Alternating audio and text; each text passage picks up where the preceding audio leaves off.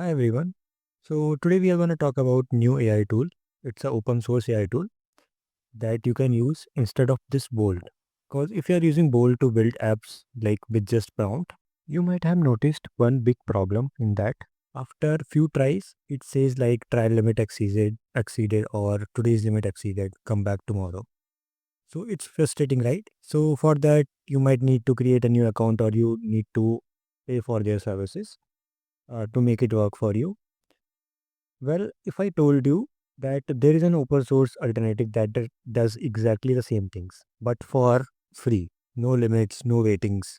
So in this video, I show you how to use this open source tool. And the name of this open source tool is bolt.diy. I'll just show you the GitHub of that. You can see here, bolt.diy. And they have pretty good README file. You can just install it by just running some commands. I'll just show you, and it's a replica of Bolt, and you can see they are providing all these things and all these features. We'll discuss about this feature later. Let me just show you how to install this. So if you'll scroll down, you can see you can just clone this repo, and after doing after after going to that repo, you need to switch to the main branch because it's the updated one, and then you need to install all the dependencies, and then you need to start the development server. And once you'll do that, it will start. Let me just show you in the terminal what I did and how it's looking.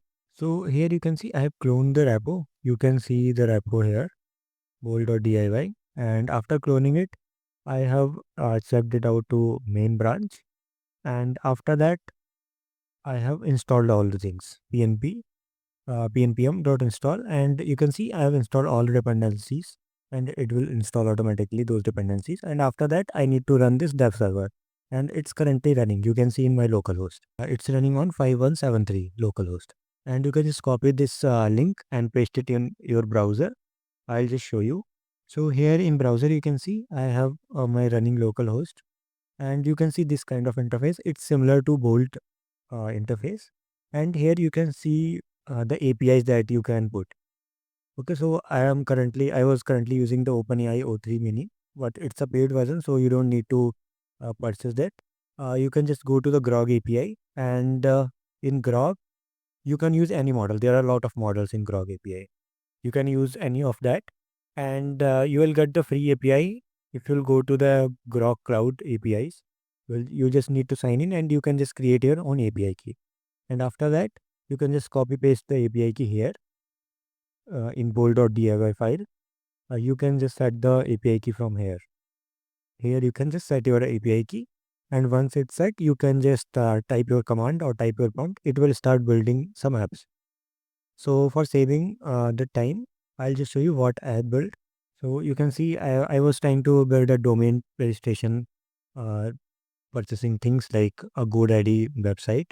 So you can see how easy it can able to build that, and it's solving the errors. It has all the functionality. You can just upload the files here. You can upload from files here.